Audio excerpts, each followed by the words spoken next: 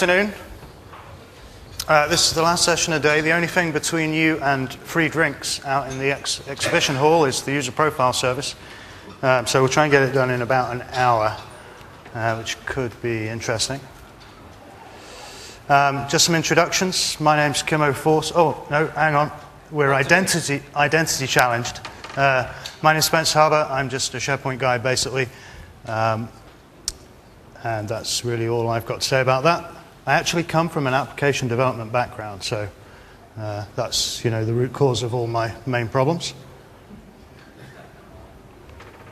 Yeah, the same since, so past history, domino, but even going beyond that, doing real programming, like with things with sharp things, pointers and assembly type of things. No, it's typed ahead, IntelliSense rubbish. No, it was real coding, and then you spend hours because you had a typo. Anyway, so been doing SharePoint since SharePoint Team Services version 1, so quite a long time, and I don't think I'll ever get away from it.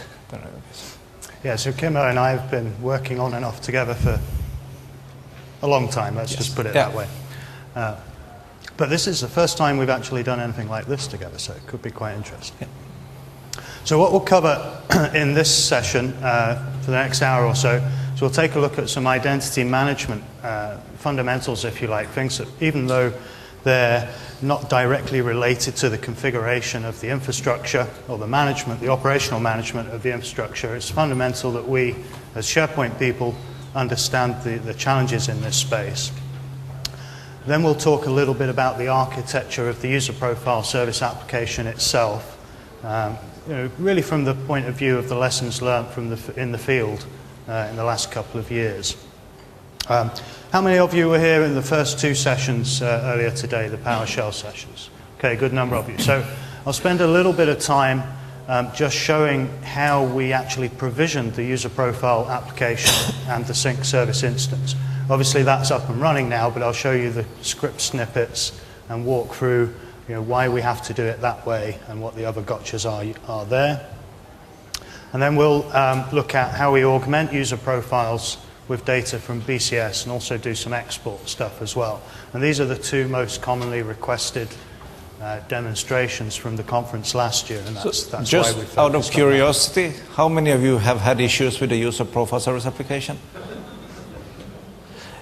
I just love it because it's a piece of SharePoint that has such great consulting opportunity. I noticed a lot of people didn't raise their hands there, though. So there's some people in the room where it's obviously worked all the time. It'll be an interesting discussion. Who hasn't had problems with the user profile? There you go, see. One guy. Oh, okay. Yeah, it's not my fault. I have no responsibility for it whatsoever.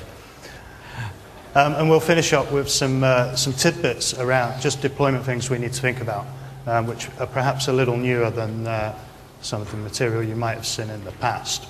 And depending on how we do for time, we should probably have about 10 minutes or so for Q&A at the end, if things go well. Okay, so the first section is on the practice discipline, if you like, of identity management. And this is pretty scary stuff if we look at it from a SharePoint practitioner's perspective, because generally speaking, we're not going to have years and years of experience in this field. And fundamentally, as soon as we start leveraging user profiles in SharePoint, whether we're doing synchronization or not, whether we like it or not, we're inherently inside the identity management business. The degree of which we have to get involved in this varies, of course, depending on the size of the deployment, the size of the company, whether you're doing integration with cloud services or not. But we have to get involved in this to a certain degree. And fundamentally, identity management is not a technical thing at all. It's primarily a political endeavor. And I mean political endeavor in the nicest way, right? That's not to degenerate it. But it's certainly not a technical thing. And it generally is quite a challenge for technical people to get a grip on this, because it's all about dealing with business issues, political issues. Plus all the HR implications, because privacy rules, depending on your customers, where they're operating, might be completely different. So, like Spence said, those things To SharePoint people, we usually think of like the user profile as a technical challenge, but getting the customer's identity story straight, getting all the right stakeholders in the same room, agreeing on what you can do and what you cannot do, typically takes much, much longer than you originally anticipate. Yeah, so even if it takes 2 weeks to get UPS up and running, it'll take many more weeks to be in a position where you should even be clicking that start button. I'll give you an example in terms of my consulting that I've been doing over the last, since SharePoint 2010 came about, and indeed before that, I've not done an enterprise deployment without having to, address these challenges before even thinking of, going into SharePoint and turning things on. And another key point to note is it doesn't matter what tooling we use, whether it's from Microsoft or anybody else for that matter, whether it's inside SharePoint, whether it's external to SharePoint, is ever going to remove these problems, right? It's going to help us address those problems or implement a solution to them, but it's not going to mean that we don't have to do this. So yeah, the catchphrase at the bottom of this slide is that it's 10% technology, 90% all the other stuff. And that's pretty accurate based on what we see.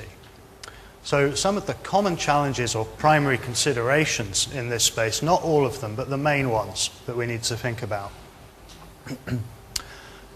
Data ownership. So if we think about a company and they have some employee data which is stored in a HR database, as Kimmo mentioned, that's generally not going to be owned by the IT department, right? That's going to be under the control of HR in most cases, and those guys are generally going to be pretty protective of that data. If you come along and say, hey man, we want to read and write to that, they're going to go, ooh, well, this is special data. There's privacy considerations, there's system considerations, because a lot of this data is in very old-fashioned relational database-based systems. Been around for 20 years, struggling to keep it operational, struggling to keep it performant, etc. And so there's a overall resistance to allowing us to come and touch that data. Another typical source could be if you have a PBX system, so making sure that your phone numbers are managed in one place and not having 2 or 3 or depending on how many directories you have, places where users can enter their phone numbers incorrectly. Yeah, another key one here is, for the larger companies, you're going to have potentially, for something like that, you're going to have 3 or 4 of those spread across different parts of the world. There'll be different organizational challenges dealing with different groups that own it, but also technical issues as well in terms of access to those systems. Then, assuming we deal with that problem, so we've identified who owns the data and how, what business process we need to go through to be able to speak to it, we have to worry about the quality of the data. So, if it's something like a telephone number or a manager field or the department you work in, you've got to worry about whether that data is even there. If we've got the guys in the other room building a solution that's going to show or hide different capabilities based on which department we're in or who our manager is, we better be damn sure that that data is available to us. And if it's there, that's one thing. But is it clean? Is it accurate? Is it up to date? Most of you who've worked with reasonably large company will know that this is very often like wildly out of date information as people change between different teams. They'll move manager, move office location. This stuff traditionally is quite difficult to get updated in a timely fashion. And a huge problem here for SharePoint deployments generally is you will have to go through some form of cleanup or cleansing process to get the directory systems in a good shape before you start building applications based upon that data. So this is perhaps the most significant of these, I would say, from my experience. Yeah, I would agree. And if you think of the way that you can target content in SharePoint, not just like security groups, but doing audiences. Again, audiences build upon, group memberships. Group memberships I don't worry that much about, but attribute-based audiences. So if the attributes are completely arbitrary, how can you make sure that your audiences will work? And what makes this even more challenging is if it's a large organization and you may have Active Directory not being your primary directory, so that you actually manage them in somewhere completely different, like Domino or whatever other systems. So if you then manage that, how can you make sure that that information flows from the main directory to Active Directory so that we can then get it to SharePoint? So it is a complex thing. Yeah, certainly. It's very unusual for a company to have everything in Active Directory. That would be a very new company. Or a company by the name of Microsoft, yes. Perhaps? Well, yes. Well, but is that even true? I mean, you can... It's mostly true. Yeah. Anyway. Then we have to worry about the quality of the systems, right? So we've spoken about the quality of the data, but what about the quality of the systems that are storing it? And Active Directory is a good example because most people's Active Directories are not ISC London.local, right? They've been around for a long time. They've probably been upgraded from NT4. It's organic growth over many, many years. And that usually leads to the proliferation of forests and domains. And that's going to cause us, significant additional complexity when we hook it up to SharePoint. Across the stack, not just with respect to user profiles, but with respect to authentication as well. And this is a key challenge that I face early days going in to do architecture engagements is they're ready to go with the SharePoint project. And they may be ready to go with an Exchange project or a Link project. But the Active Directory is in no way in a suitable state for any of those things to proceed. And the same is true of the other systems, right? So the line of business systems, external LDAP directories, Domino, those kind of systems, generally will be scaled to deliver the performance for what they were originally intended to be used for. And they will probably need some TLC as well before we start looking at using those systems. Yeah, one of the main challenges that I've seen with this is that typically you don't plan for the fact that you need to do AD remediation in the project. So then you do your project spec, you do your budgetary estimates, and then suddenly you realize that this won't work unless the customer does that work. So then what do?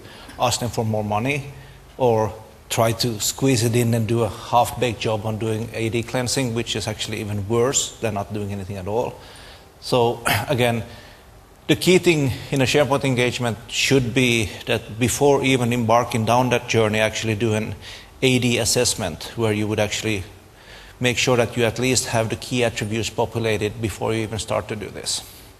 Because it'll benefit not just SharePoint, it'll benefit Exchange as well, because Exchange uses Active Directory as its address book. Link uses Active Directory as its address book.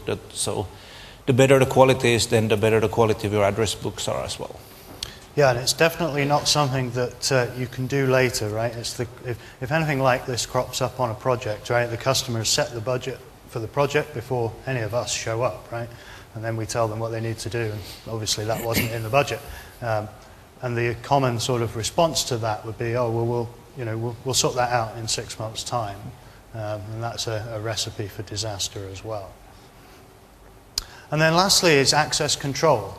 So depending on the systems we're talking to, we're going to have to configure an appropriate mechanism to provide authorization to these external to SharePoint systems, which is potentially, almost always a multitude of different authentication options. Active Directory is actually very straightforward. We're simply going to leverage Windows authentication there. But what about some third-party LDAP system?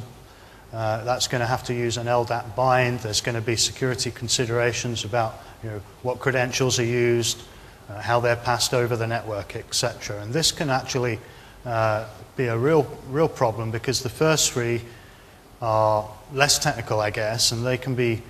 It's not that they're easily dealt with, but there's reasonably common approaches to dealing with all of these problems. Access control is usually pretty unique to each deployment that you do, depending on the scope of systems you're speaking to. Now, as I mentioned, these are the primary considerations. There's certainly other things, but these are the main ones that we wanted to highlight as being fundamental to a successful deployment of user profiles. So no wonder that we're having issues with it, right? The other thing we need to worry about is we have to talk to these Active Directory admin people. How many here of you are Active Directory admins? Just a couple of you, okay. Well, even if all of you had raised your hands, I'd still insult you. Don't worry about it. It's just a joke. You know, we really need to be in regular communication with the people who look after our directory systems. If we don't have this, our deployment can easily fail, especially if these directory systems are outsourced, right? So if it's not something that our organization or our IT department looks after, we're going to have a significant barrier to getting things done there. We're going to have to, do change control for permissions and so on. You send a guy an email saying, "Hey man, I need these special permissions." He writes back, "Yep, done that."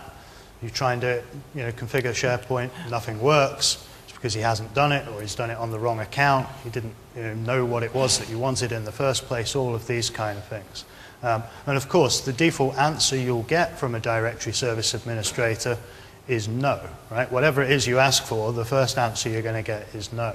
And in a lot of cases, we'll actually have to, provide background material justification as to why we need these changes. Which kind of makes sense because, again, their task is to manage the directory system. So whenever you're introducing change, you're introducing risk.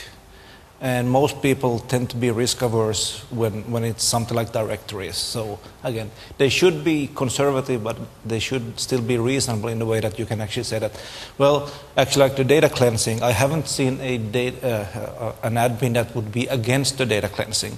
But then the challenge will be who will do that cleansing. So will we trust the users to do it themselves? Some might think that's a good idea. Some will say that, well, we want to do that in a controlled fashion. But again, if you do that in a controlled fashion, well, who manages that project and how does that tie to your SharePoint deployment? Yeah, it's very important that we keep that going as well, because even something as simple as rebooting a domain controller could have pretty significant impact on our deployment. If you think to the audiences example again, for audiences to work well, they have to be regularly compiled without any errors. For them to be, in order to leverage them appropriately. So, if people are doing if somebody goes and does a cleansing exercise and the output of that is some kind of bulk update to Active Directory, we need to know when that's happening on the SharePoint side of the house as well. On the change control, it's worth pointing out that, none of our permissions are particularly scary, but as Kimmo mentioned, the default position should be, no without justification. So we need to make sure that we're giving adequate justification for the permissions we need. Just for our benefit, how many of you have had a challenge getting the replicating directory changes permission configured? Yeah, so quite a lot of you, right? Because it's a very scary name, right? It sounds as if it's going to do lots of bad things, which it isn't. But that doesn't mean you haven't got to jump the hurdle there. Okay, so that's the identity management piece in 15 minutes. Obviously, we spend more time on that. Let's dive into the architecture briefly before looking at the demonstrations. So some lessons from the field over the last nearly 2 years, maybe a bit longer. Most of the problems that we see with the user profile, aside from getting it up and running and configuring it and so on, it really all boils down to an inadequate understanding of the architecture of all the different moving pieces within the service applications. It's it's certainly the second most complex service application in the 2010 release. And this leads to brittle deployments or limited functionality.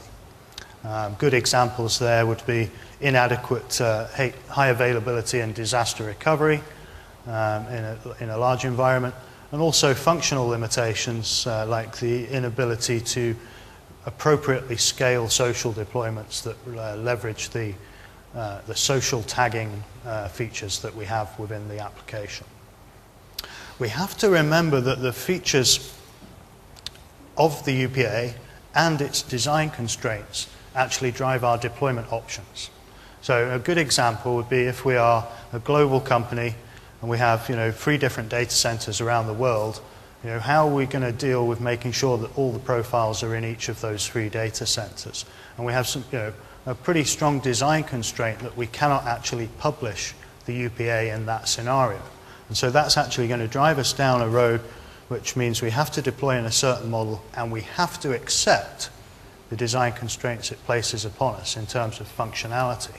And that's a very common mistake where people want the best of both worlds. They want to be able to do this replicated deployment of user profile properties, but without any reduction in functionality, and that's really just not feasible. And then inadequate planning, and this one can't be stressed enough. It's far too easy to just go ahead and configure this stuff, like we'll do in the demo for that matter, without thinking about the planning aspects of this. A simple example is, we've installed the UPA, we've configured it to do the sync with our OU in Active Directory that contains our user accounts, and we've used the out-of-the-box default profile properties and all of their mappings.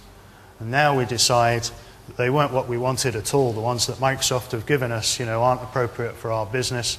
And so we go through an exercise of, effectively changing all of those mappings,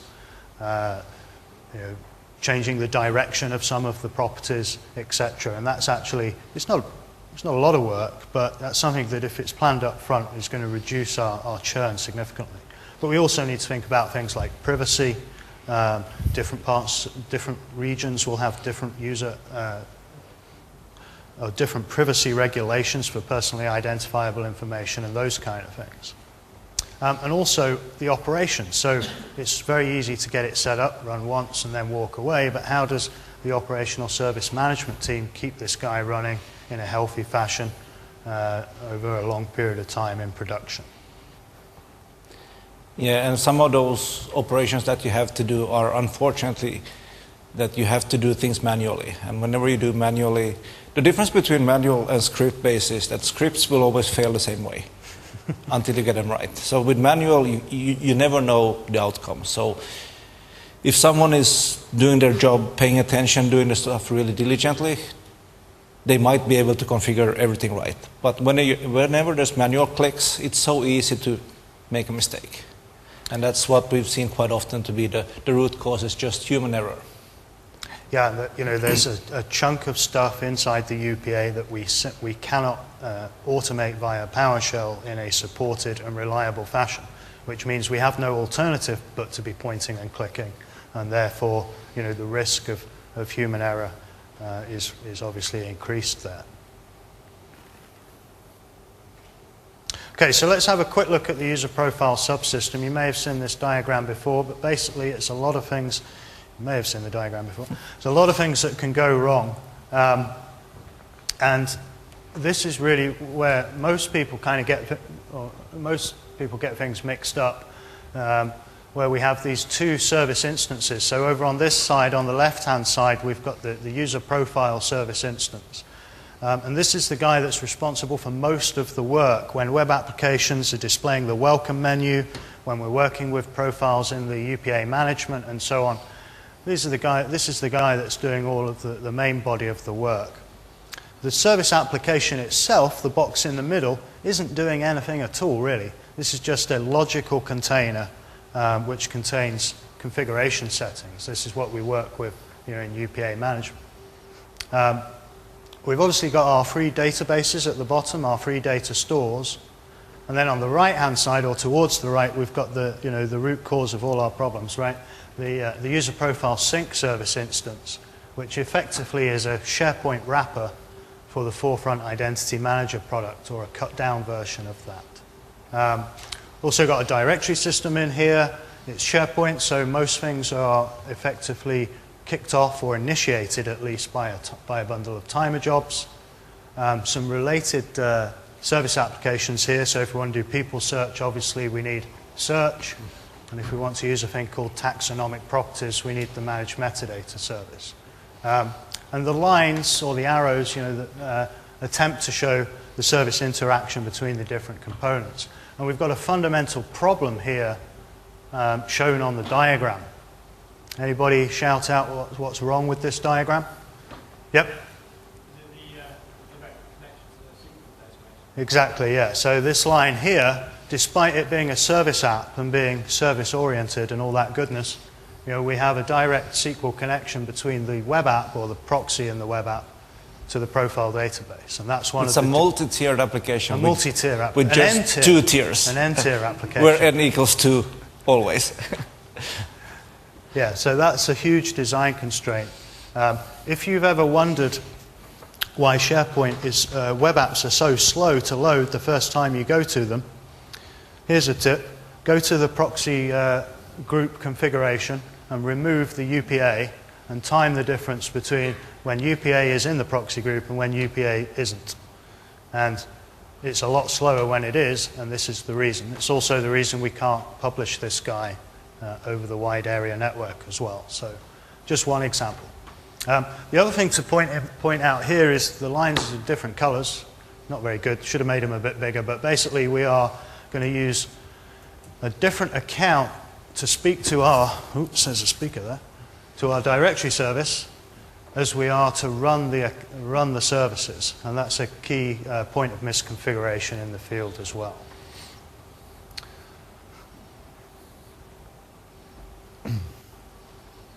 Okay, so this thing called Forefront Identity Manager gets a bad rap. Now, fundamentally, FIM is a meta-directory solution, and a meta-directory is a made-up word, but basically it's a system that provides an aggregated store of the identity information from any number of connected data sources. And this is our SyncDB in SharePoint, effectively. And that allows us to have a staging environment that combines all of the different attributes from all of the different systems in order to then be able to push them into SharePoint. And of course, SharePoint comes with a bundled version of this, but it's not the full FIM. It's not the same as going out and buying and purchasing and deploying the standalone Forefront Identity Manager product. So we don't have the same features and capability that we have in the full fat version, if you will. Some of the things that it can do for us as a standalone product includes things like self-service password reset, group management, more the end user self-service functionality. And it also allows us to do import and export of the same attribute at the same time, which we cannot do in SharePoint. And that's deliberate, right? We weren't going to just say, oh, here's the full FIM inside SharePoint. We need to constrain the functionality. I've already mentioned that. So when we when we go into services on server and start the UPS service instance, we're effectively installing and configuring FIM. So it's like running setup from the FIM CD when we perform that task. So that's why it takes so long time. Yeah, that's why it takes 3 minutes instead of 30 seconds. Now, we're not going to show that. That's kind of a boring demo, a lame demo that we've done so many times. That was obviously done during the sessions this morning. But I will show you the PowerShell that initiated those tasks. So this, a lot of people, generally the idea is that this guy's the bad guy, right? FIM's the root cause of all the problems as to why user profiles in SharePoint is such a nightmare. And it's, it's pretty unfair reputation. So the common question is, why have we got this? Is it going to go away? Shouldn't we be doing something else, etc., etc.? And so, was FIM the right thing to do? What do you think, Kimmo? It is. It is, yeah. It is. Definitely the only way to do this. If we look at a wider viewpoint of things, we need a meta-directory. We need that aggregated store of identity data. Without a meta-directory, we can't do identity management. Right? Even if we deal with all the non-technical things, we need a technical way to implement the solutions to them or the workarounds to them, and that's what a meta-directory provides us. I'm also looking forward, or not really even forward, just looking at now. How many of you are using Office 365 today? Do you have directory synchronization enabled? The 32-bit version? 64-bit version? So the 64-bit version of DirSync is actually FIM. So, and we will release, or are working on a multi-forest version of the FIM management agent for Office 365. So today we have a limitation that we can't do multiple forest synchronization against Office 365. We will bypass that by using FIM. So you'll have a meta directory, so not a real directory. I just love the things that you change the behavior of something by just adding the word meta in front of it. So we'll have a meta directory that you can then hook up to not just one forest, multiple forests, but even with FIM you can have management agents for Domino, for SAP portal, for whatever different subsystems you have, and we can then take the relevant pieces, the relevant attributes, and synchronize them with the cloud. So it is for sure the right thing to do. Yeah, and also bear in mind, that the platform for identity integration in general in 365 is fundamentally all based on this platform. So it's not going anywhere, and it's definitely the right tool for the job. There's obviously some rough edges, but that doesn't mean it's not the right approach. Okay, so let's touch briefly on provisioning, and then we'll move into the demo. We're doing okay for time. So we want to use PowerShell for all the reasons that we spoke about earlier in the day, because we don't want to be doing this. How many of you here use the farm configuration wizards? Yeah, out you go, out you go. It's the farm misconfiguration wizard. They always fail the same way. Yeah. So until you get them right, and after that they'll consistently do the same thing all over again. Yeah, we could of course use managed service apps to create them in the UI, but this is what we're trying to avoid. And we have a fundamental problem when we do this for the user profile service application, what's called the default schema issue, which I'll come on to in a little more detail on the next slide. The other thing we need to worry about, as we've already mentioned a couple of times, is the automation of, once we have this up and running, we want to automate the creation of connections and filters and so on. And this actually not possible to do either of those two things in a supported fashion, and indeed you can't do it in a reliable fashion, so even if it was supported it wouldn't be much use to us. So the automation of these things does remain a challenge, and it means our documentation is of paramount importance, because raise of hands, everybody documents every single setting in their farm every time, right? No? Okay. But there's going to be one guy, right? And they store it in the SharePoint site, for disaster recovery purposes. Yeah. So we need to, we do need to think about how it's not really automation, but we need to think about having clear document on a procedure that's followed to do these things. And the sync connection and filters for that matter is very important, as we'll see later on when we talk about installing updates and doing some of those tasks. So the default schema issue, if we are not running the PowerShell session as the farm account, so if you remember the session earlier today, Gary was logged onto the machines as the install account, right? A separate account. And it has all the necessary permissions on the databases, it has the necessary permissions on the machines, but regardless of that, there's a bug basically that means the default schema of the DBO in that database is going to be set incorrectly, and that will prevent the user profile sync service instance from ever starting.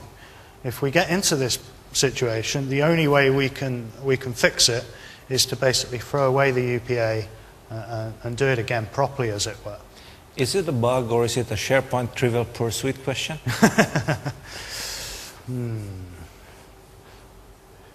Probably a bit both. I'm not going to go into the reasons why this is a bug. That would be inappropriate. Just take my word for it. It's a bug. So there's a couple of workarounds for this, and these workarounds are the reason why there is no fix in cumulative updates and so on. In fact, you can't fix it in a CU anyway. So the first one is to log on as the farm account, interactively to the server, and then run the PowerShell script as the farm account. Now, that's a very bad idea.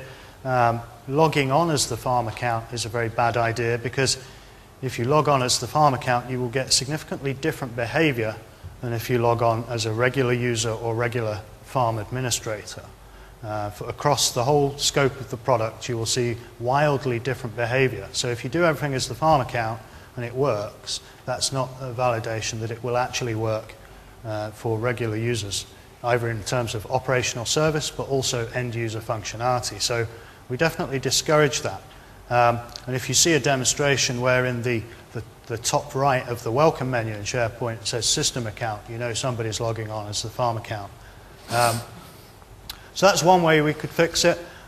We could also fix it by going into SQL Server and manually changing that default schema manually, which is, you know, easy enough, but we don't want to be saying, you know, we can go into the database and fix this up, because that's an unsupported change. It might seem that we know what we're doing, it should be okay, but if, you know, people get that idea, then they might think it's okay to be going around changing other things in the databases, which could have disastrous consequences.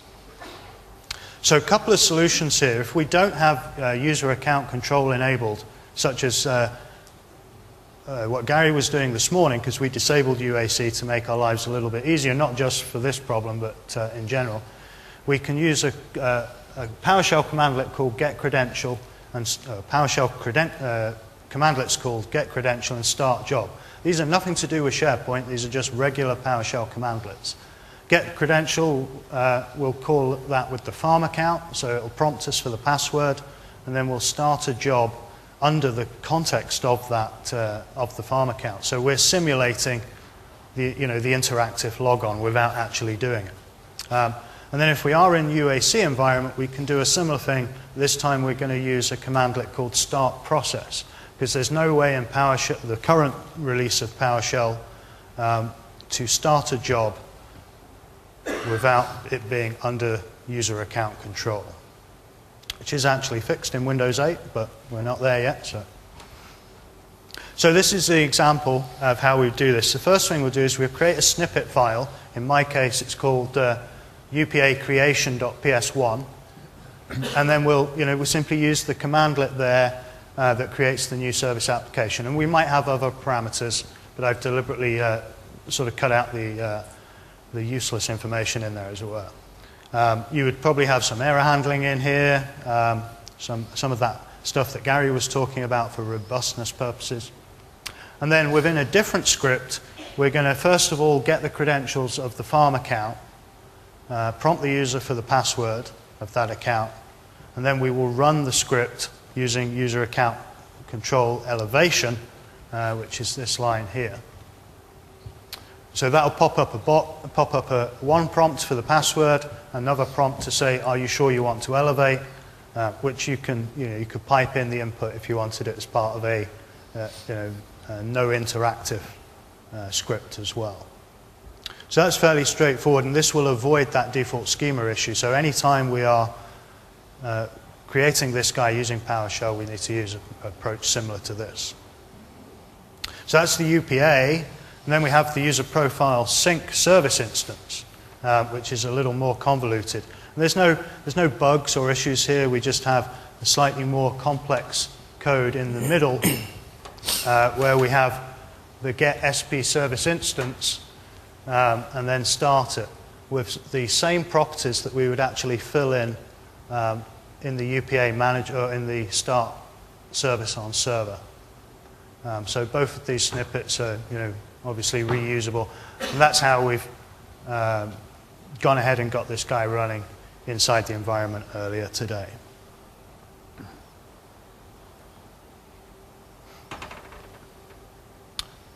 Okay, so let's move on to our profile data itself. I'm going to touch on a couple of things, well, one thing in the slides and then a couple of points in the demonstration.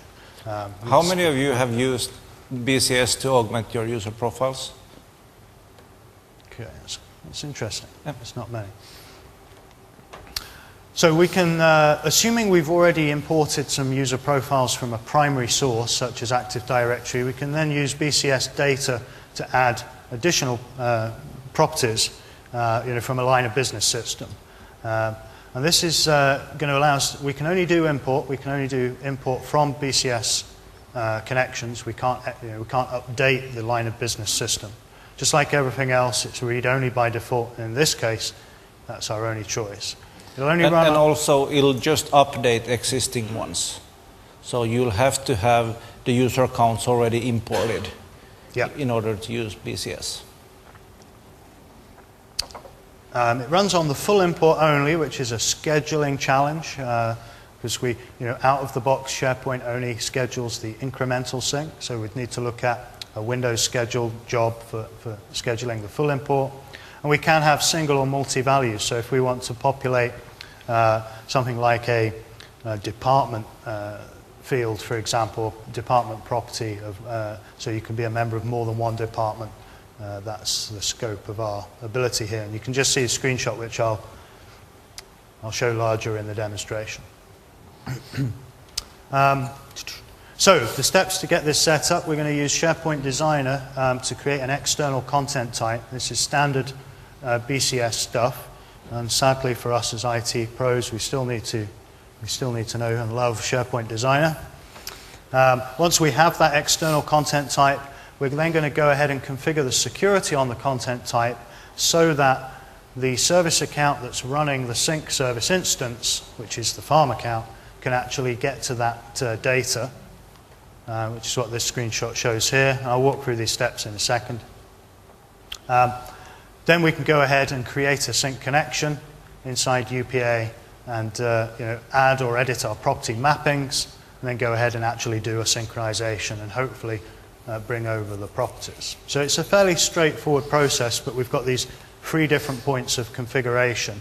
And in most cases, us as IT would not be doing the first one, really. We need to understand how it's done, but that's generally going to be done by somebody else who owns that, or hopefully by the people who own that external data source. Just a quick note on one-to-many mappings. This is a really common gotcha that we go into the screen that's shown on the slide here, and down the bottom the one-to-many mappings is all grayed out. And if that's the case, then the mapping file that we've created in SharePoint Designer doesn't include the filter descriptor element, because in SharePoint Designer that's hidden under a couple of layers of dialogue. So it's a very common gotcha. Okay, so I'm going to switch to the machines. Hopefully they're still alive. We'll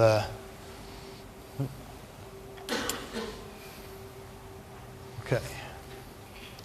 So it's all the same environment as was in the last session all day so far. I'm just going to show you what we have on the environment that we haven't seen so far. The domain controller here. This is our service accounts that we've used for all of the different components. We're interested in 2 here now. I'm just going to move this up here. Obviously the farm account, that's what we're going to use to run the UPS service instance. But I'm going to perform the synchronization as this guy, SP UPS. Now I've already configured this guy with the correct permissions on AD to perform a sync. And inside my SharePoint users OU, I have 200 sample users. Standard sample data here. You can see Aaron Morgan. He's got a telephone number of 155, an email address, some other attributes in here as well, somewhere, department and company. So this guy, just go to the account, is Aaron Morgan. Remember that. We'll need that later. So that's my Active Directory. I've also got a SQL server here somewhere, SQL 01. This is all my SharePoint databases. Don't know what those guys were doing in the last session, but anyway, ignore that one. This is the one we're interested in, ISC London LOB, really imaginative name. And I have here a simple table, which I'll open up. And it's fairly basic. But you can see we've got the same users. So there's our Aaron Morgan. It's the same 200. They've got an email address, department, cost center. And so it's the email address that we're going to use to link the row in this database with the user profile, because this is the same email address from AD. Yeah, so one of the design criteria is to figure out which field to use in a mapping. So you could use the same account name, But how likely is it that your external system will know what a SAM account name is for a user? So it's better to pick something that's typically common. It could be if you have an employee number and that's populated in AD, that would be a perfect match because that would always be unique. But email is typically, or the SMTP or the UPN is your next best thing, because that should, like the UPN is unique, or the email address should be unique as well. Yeah, SAM account names are a really bad one to use because the vast majority of line of business systems were around long before there was any such thing. And, yep. Yeah. So a couple of things I'm going to do. First thing I'll do is I'll go ahead and change the permissions, because along with wishing to connect this data up to our user profiles, I also want to allow Aaron to update his telephone number and have that update pushed back to Active Directory. So on my domain controller here, I'm going to go to that organizational unit called SharePoint Users. I'm just going to, in ADUC here, I'm just going to go View Advanced Features, and that will allow us to modify the security without having to resort to other tools. So now if I bring up the properties, I can see this security tab. And we need to be a little bit careful here, because if we scroll down, you can see my UPS account is already in here, because I've already given the UPS account replicating directory changes on the domain. But I don't want to change this, because this is an inherited permission. So I need to go into the advanced, oops, where's my mouse? I need to go into the advanced options here and add that account again. So I'm just going to sort by the name, and I'll add this guy in. Let's put UPS. And brings up this screen. And what I'm going to choose, just to keep things simple, is I'm going to choose to write all properties. So the SP UPS account can write any property in this whole OU. Now, would we do this in the real world? Probably not. We would probably set the permission on the telephone number attribute itself, because that way this account can only ever write to that one attribute. Again, if you think of the DS admin, if you give this permission, then actually you're giving control to someone else. So, because if I can change that attribute, I can change all the attributes. So typically the discussion is, well, we need changes, we need to write back changes to the AD, and then the admin goes, well, what changes? Because they're starting to panic about, well, the help desk calls will go up because people mess things up. So typically the best thing is, like Spen said, well, in our case, we feel that the employees should be able to update their location or their skills or their language skills or something like that, and have that to flow back. And then, well, we'll just give those permissions to those attributes. And then the damage that can cause is much more limited, right? Yeah, absolutely. So you can see we've now got 2 entries for this guy. The first one is the one that I've created, and that isn't inherited. And then the one below is the replicating directory changes one. You can see that's coming from the top level of the domain, as it were. So that's hopefully the permissions we need. So if I switch to the SharePoint machines now, here I am in Central Admin. I've gone into the UPA. You can see that we already have 201 users imported. So I did a sync run at lunchtime. After we got the farm built, I went ahead, created the connection to the OU, and did an import. So we can have a quick look at those users. That was a bad thing to do. Let's do a search for Aaron. So you can see they're in there. There's Aaron Morgan. Obviously, he's got his telephone number in here, his department, and so on. So I want to do a bunch of things. I want to make him able to edit the work phone and have that written back to AD. I want to change this department mapping. So instead of coming from the department field or attribute in Active Directory, I want it to come from that column in the database. And I also create a custom column called Cost Center, which lots of businesses use for all manner of crazy things. So we've seen the database. I'm going to go ahead and create, or attempt to create, an external content type. So I'm just going to go back up there. So I load up SharePoint Designer. Whoa, that was a bit quick. I don't trust things that are that quick. I'll open up an intranet site. Doesn't really matter which site collection I open, just as long as I've got one that's in the proxy group of the same proxy group as the BDC, or sorry, the BCS service app. Go over here to external content types. And now what happens behind the scenes? SharePoint Designer, since it knows the web application for the site collection, it knows the proxy group, it then figures out the BCS service application, and enumerates through that and sees that there's none there. Yeah, now of course this isn't the only way I can create an ECT, but it's certainly the best way to show the steps necessary and the configuration values and so on. So I'll give this guy a name and we'll just call this ISC London Day 1. Wait for this to update. Then I'm going to click the Operations Design view, which allows us to select a data source. So I'll add a connection, and I'm going to choose SQL Server. And then I'm going to enter the name of my SQL Server database, which is ISC London 1, I think, using the alias from, no, that's wrong, ISC SharePoint 1. And my database name, which I can't remember, was ISC London LOB. I'll just copy that.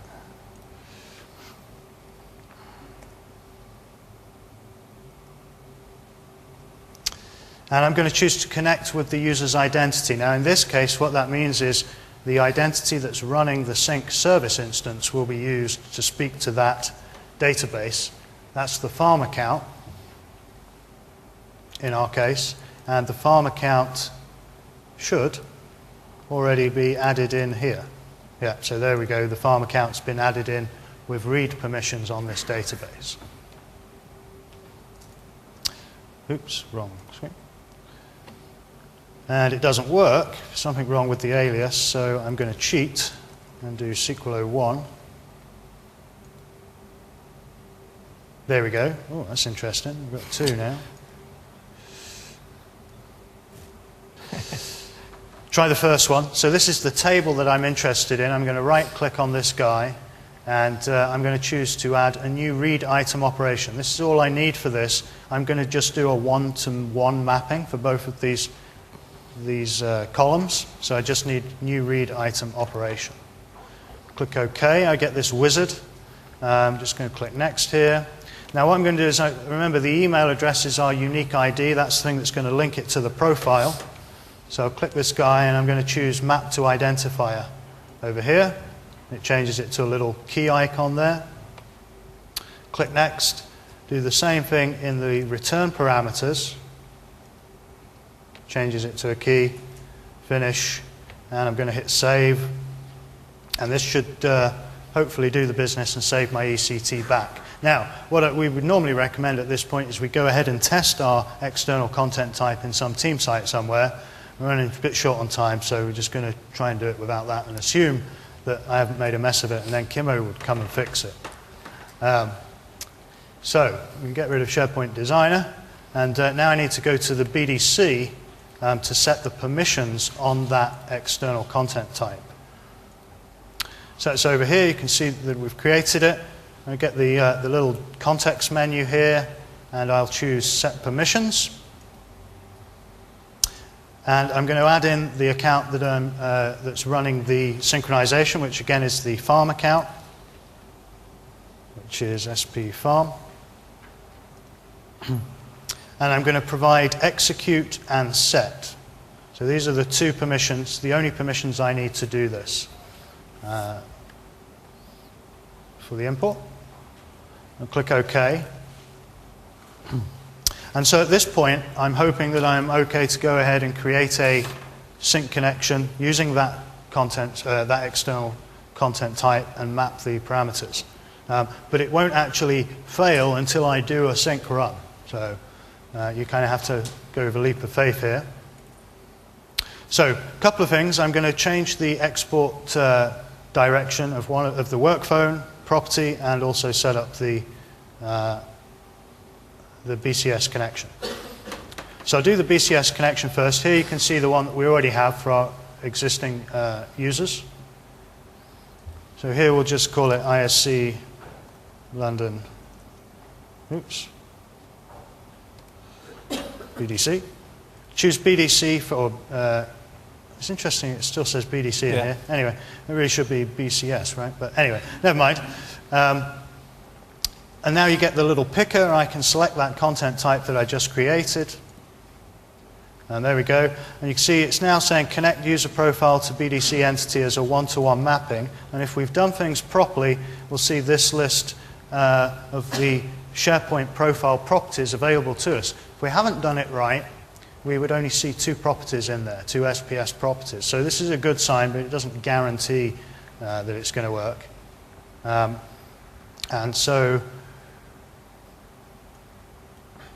I am going to choose, what's going on here? I'm going to choose the email address in here, which is a work email. In SharePoint lingo, email is work email for some bizarre reason. Yeah, because, well, in SharePoint we only do work. It's not like we do Facebook or any other things in SharePoint, right? It's all work related. So we save the connection and note how much quicker saving this type of connection is versus saving any other type of connection. We don't even have time to stop the little animation there. Okay, so now I've done that, I can use my breadcrumb to go back up and I'm going to change the property mappings. So here's my user properties. I'm going to go to work phone. I'll bring that guy up. And you see by default, we ship out of the box every profile property that's linked to an AD attribute is read-only, so an import. What we're going to do is remove the import mapping and create an export mapping instead, eventually. Every time I go like that, it refreshes. So down here we have a mapping to telephone number. That's our attribute in AD. So I'm going to remove this guy.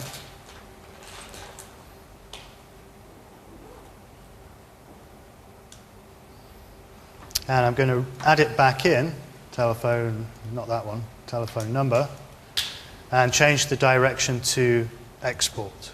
And then add that guy.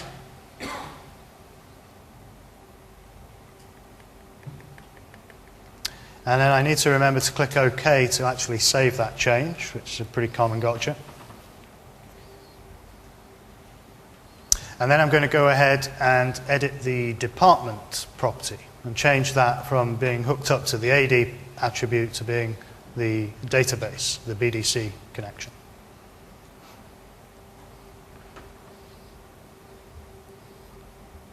Just get some water, it'll be there.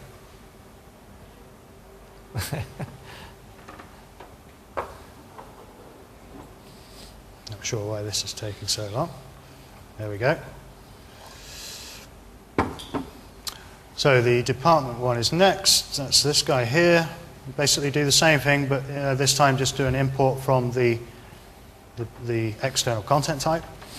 Remember that when we do these changes, what will actually happen behind the scenes is that it'll affect the FIM management agent mapping. So SharePoint needs to talk to the FIM instance to make sure that it removes the attribute flow direction import and adding a new flow that goes the other way around. So that's the reason for the delay. So remove the one that's there already.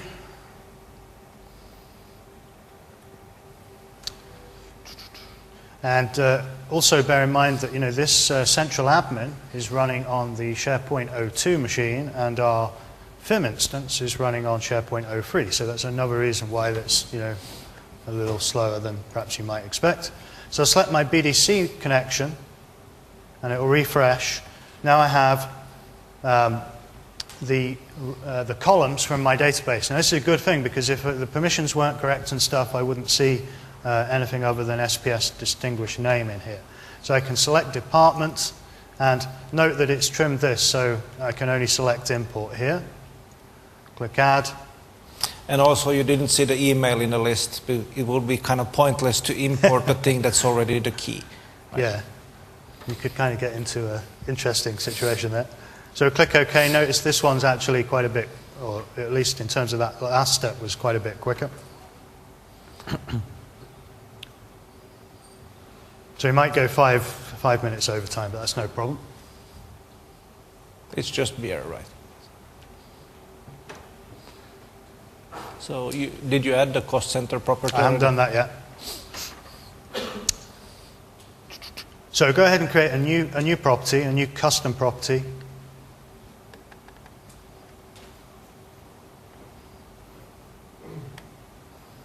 I think the machine wants beer as well. Yes. So we'll call this guy imaginatively named cost center. We'll give it a display name with a space in it. Oops. I'm just going to stick with string. Doesn't really matter too much for the purposes of this demonstration. Select the BCS connection again.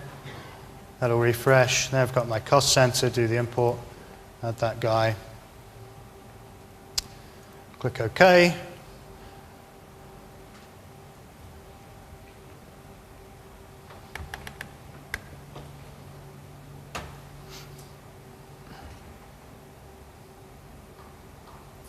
So as you can see, this is hugely powerful, and it's not that complex to do, but again, it requires that all your backend systems are up to snuff.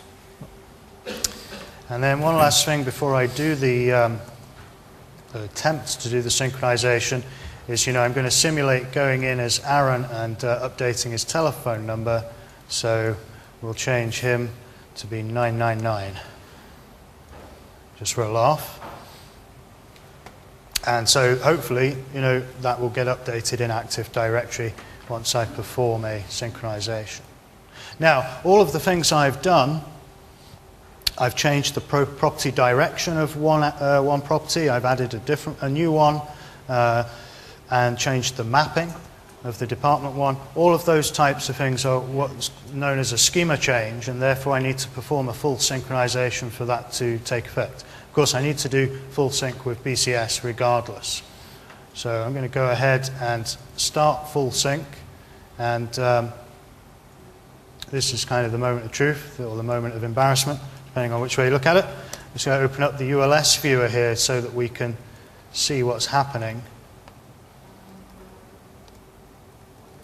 if anything. And interestingly, if we have made a mistake with our BCS configuration here, we'll actually get useful error messages in here to tell us what we've done wrong. It's usually we've forgotten to add the correct account to the database, or the permissions on the external content type are wrong. So we'll let this complete. It shouldn't take too long.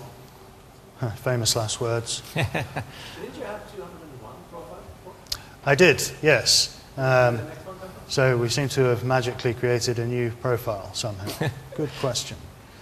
We hired someone.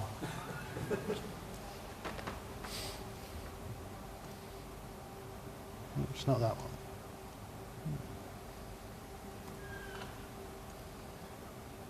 We've still only got the one hour. Good question. I'll find out what's happened there. Perhaps. Are you the one logged on? I hope so. If somebody else is logged on, they're going to get a hide-in later on when I see them this evening.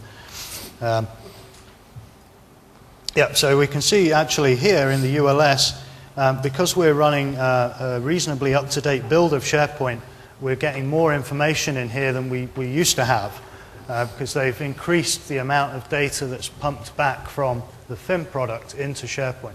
Not perhaps as much as we might want. I'm not saying we'll never need to load the FIM client anymore for troubleshooting, but this certainly helps. And you can see that we're updating all of the users now. So that's their additional data coming in, and we're writing to the profile store, and that's the cost center and the department. It's probably still going, but whilst we're there, oops, I don't do that. Let's go and view Aaron's profile. And you can see, hopefully, the department is finance. That wasn't what it was before. It was marketing before, I believe. And all the way down the bottom, we have a cost center, which is coming from the database. And if I switch to the domain controller, I'm just going to refresh this and bring up his properties. you see that his telephone number has been updated to emergency services, which, you know, is probably not a good idea, but you'd have to be pretty stupid to dial the number. So. Although you do hear some stories about...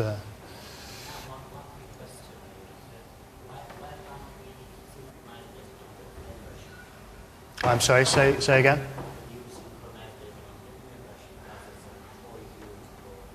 Can I sync based on group membership? I don't really understand that. I mean, we expand groups. When we do an import, by default, we'll also import groups. And the group membership is expanded at the point of import into SharePoint.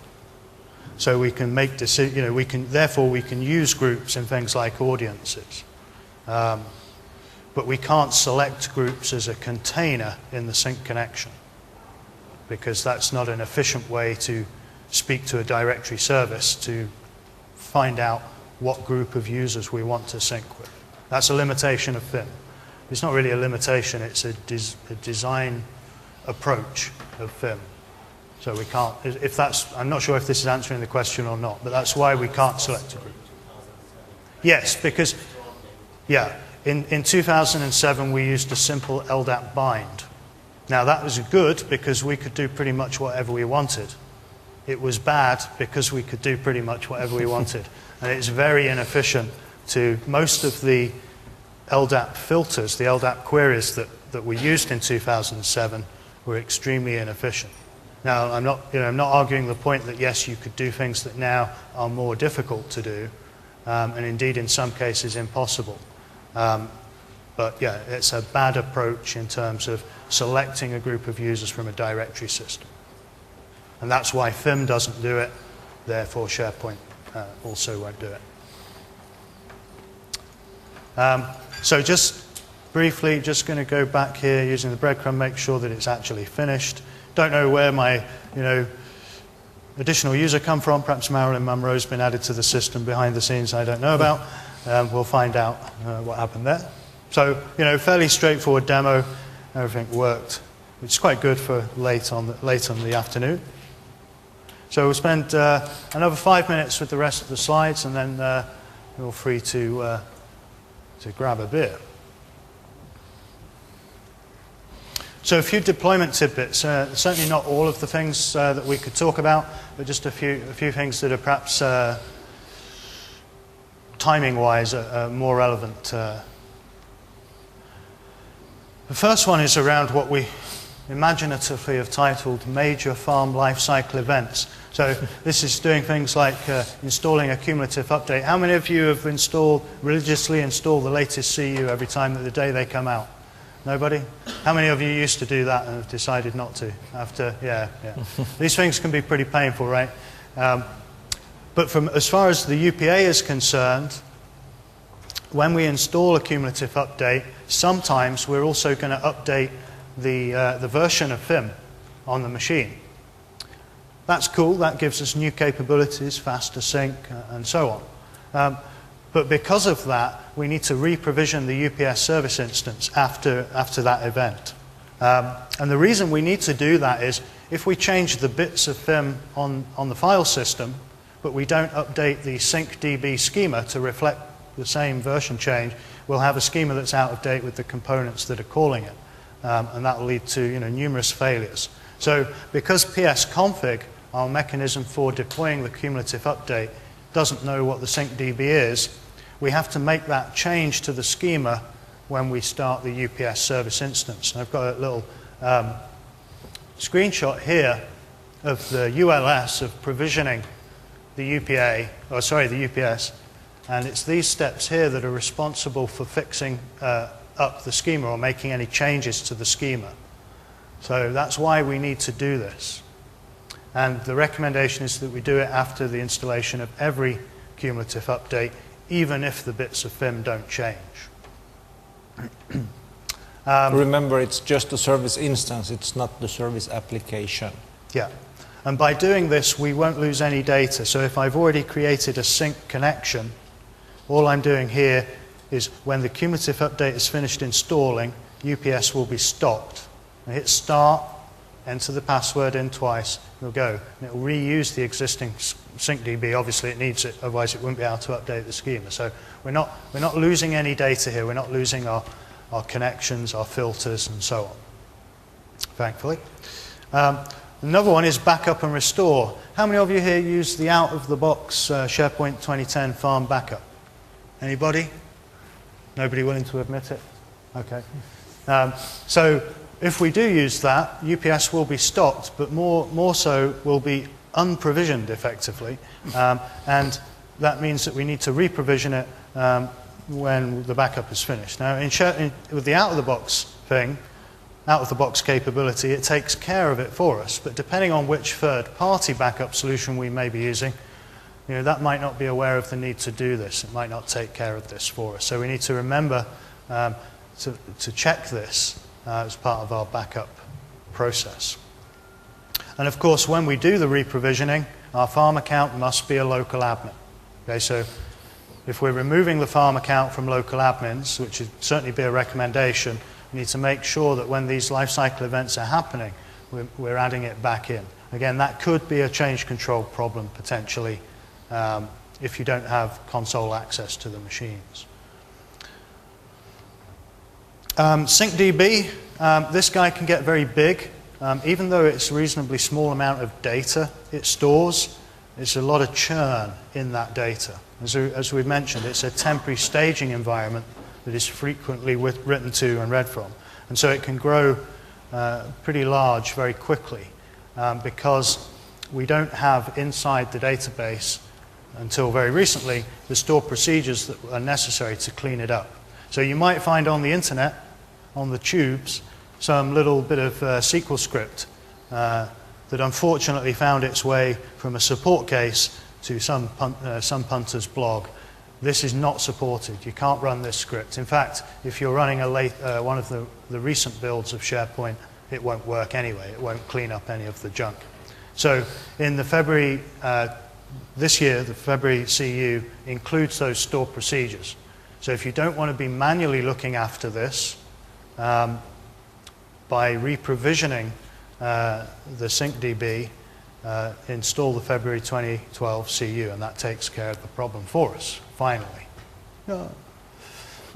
If you can't do that for whatever reason, then the only option in a supported fashion to clean up the space, as it were, reclaim the space, is to throw away and recreate the UPA. And that sounds scary. It sounds like we're losing data.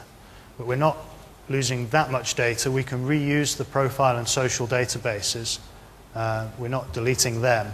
It's all our sync connections and filters and everything that need to be recreated. Which is, again, one of the reasons why you really should document those things, because otherwise suddenly your department is incorrect because it's coming from the Active Directory, not from the custom database, because you didn't have that connection. Yeah, so we need I thought I had a bullet on there on documentation, but anyway.